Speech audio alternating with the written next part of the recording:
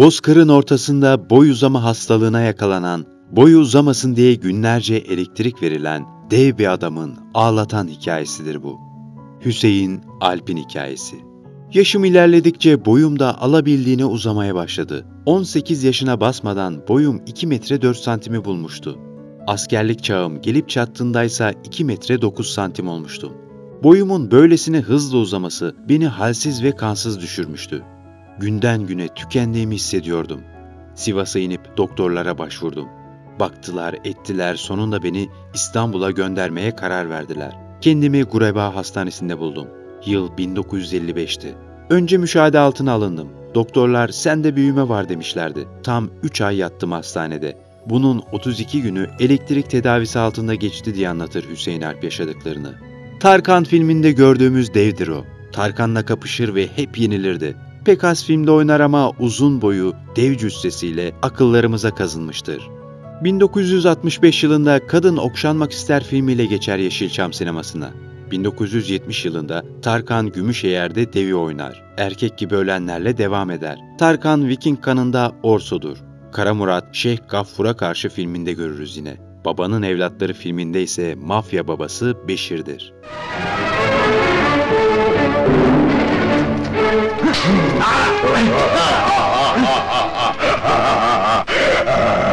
Seni çatır çatır ezmek büyük bir zevk olacaktı ama koşaya lazımsın. Filmlerde gördüğümüz fiziğinden dolayı kötüyü, devi oynayan ve hep yenilen bu adamın gerçek hayattaki hikayesi de ağlatan cinstendir. 1935 yılı Mayıs ayının 12'sinde dünyaya gelmişim. Anamın dediğine göre 4 kiloymuşum doğduğumda. Sivas'ın Kangal ilçesinin Hamal köyündenim ben. Çocukluk yıllarım köyün diğer çocuklarından farksız geçti diyerek ilk yıllarını anlatır.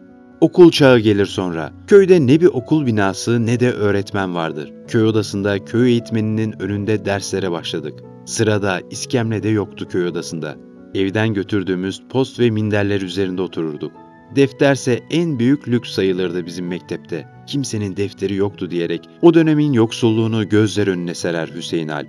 Boşalmış tütün paketleri ve sigara kutularıyla ambalaj kağıtlarının üzerine taş kalemle yazı yazmaya çalışırlar. Böylece okur, ilkokulu bu şekilde tamamlar. Yaşıtlarımın arasında en iri ve en güçlü olan bendim. En iyi koşan da ben olurdum hep der. Ta ki boyunun hızlı, orantısız ve acımasız bir şekilde büyüdüğünü fark edene dek. Oysa o zamana kadar her şey kendi tabiatıyla gelişmektedir. Asıl çile bundan sonra başlar bu koca yürekli adam için.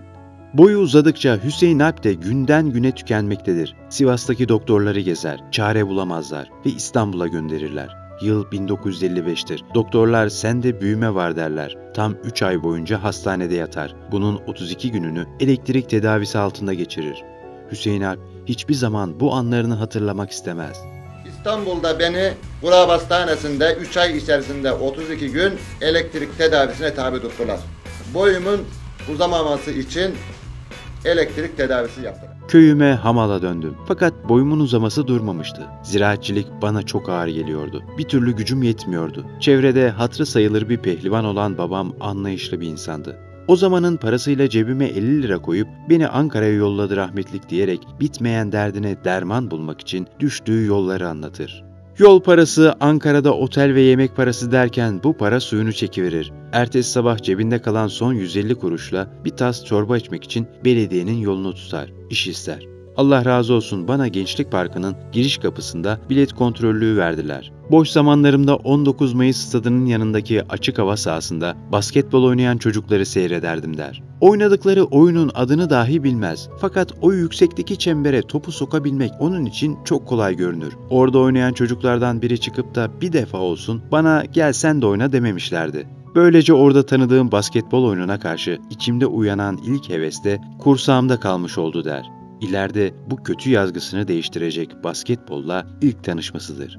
Hüseyin Alp 1960'ta bir kez daha köyüne dönüp evlenir. İlk çocuğu dünyaya gelir. Fakat babası hastalanınca onu Sivas'a götürüp hastaneye yatırır. Hastaneden otele giderken hayatının akışını değiştirecek bir insanla karşılaşır. Bir adam ona biraz baksana delikanlı diye seslenir. Tanımadığım bir kimseydi benimle konuşan fakat yine de çağırdı diye yanına gittim. Nereli olduğumu sordu, söyledim. Sen basketçi misin diye sordu. Bu kelimeyi ilk defa duyuyordum. Bir şey anlamadım. Biraz konuştuk, sonra beni alıp spor salonuna götürdü. Elime bir top verdi. Topu ve beni karşısına diktiği potayı görünce Ankara'daki oyunu hatırladım hemen. Başladım topu çemberden içeri sokmak için uğraşmaya. Bir foto muhabiri de gelmiş, resimlerimi çekiyordu. Ona sen basketçi misin diye soran şahıs Sivas 4 Eylül Kulübü Başkanı Nusret Akçay'dı. Hüseyin Alp bu karşılaşmanın ertesi günü köyüne dönmüş, 10 gün sonra babasını ziyaret etmek için tekrar Sivas'a gelmişti.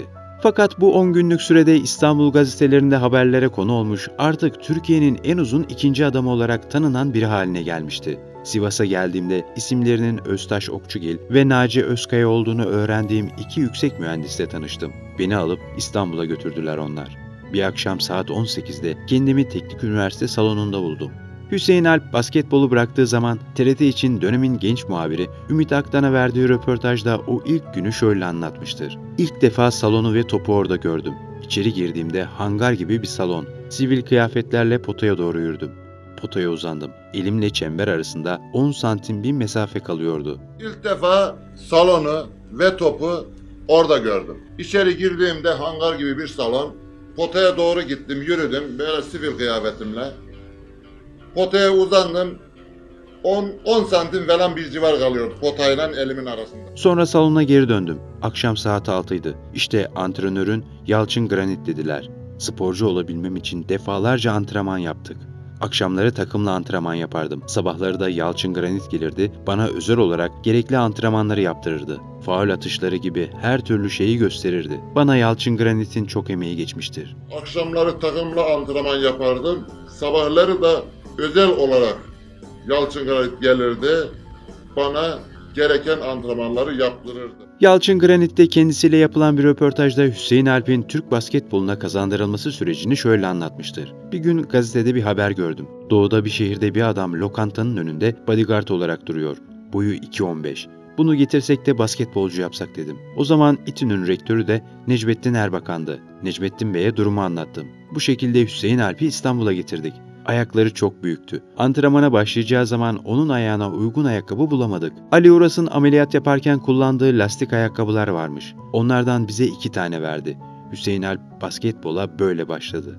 İlk resmi müsabakasına İstanbul Basketbol Ligi'nin 1962-63 sezonu başladıktan birkaç hafta sonra Kadıköy spor maçında çıkan Hüseyin Alp televizyon röportajında o günleri şöyle anlatıyor. 26-27 yaşında spora başladım. Herhalde daha erken başlasaydım dünya ve Avrupa çapında bir basketbolcu olabilirdim. O yaşta dizlerim ve kollarımda çok ağrısız olmuştur. Onun için biraz zorluk çektim. 26-27 yaşında spora başladım. Bu da her sporcunun yani bırakacağı bir dönem oluyor.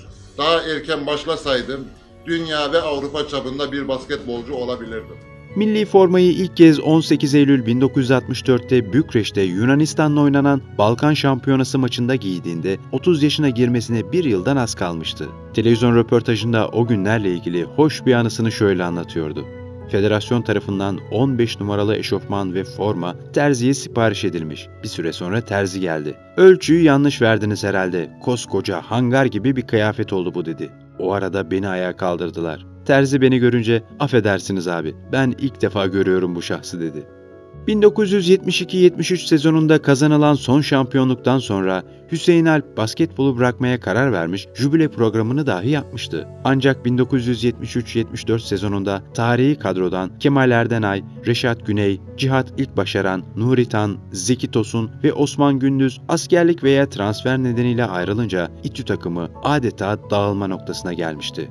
Genç takımdan alınan oyuncularla yola devam etmek durumunda olan kulüp yöneticileri tecrübeli bir isim olarak takımın başında olması için Hüseyin Alp'ten bir sezon daha oynamasını istemişlerdi.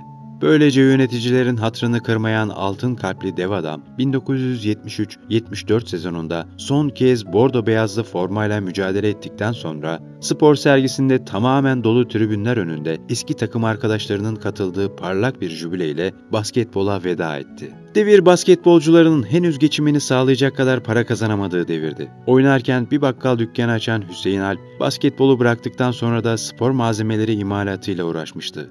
Dev fiziğinin yarattığı ilgiden yararlanmak isteyen reklamcılar ve sinemacılar da onu birkaç filmde oynatırlar. Yönetmenlerin ona verdiği kötü adam rolleri herhalde Türk sinema tarihinin en sempatik kötü karakterini yaratmıştı.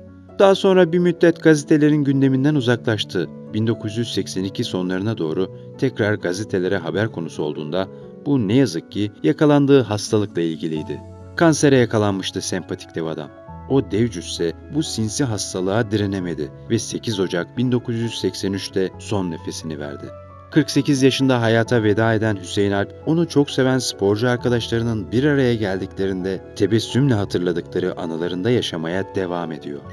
Biz de buradan kendisini saygı ve rahmetle anıyoruz. Bir videomuzun daha sonuna geldik. Diğer videolarımızdan haberdar olmak için kanalımıza abone olmayı ve bildirim zilini açmayı unutmayın. Sağlıkla kalın.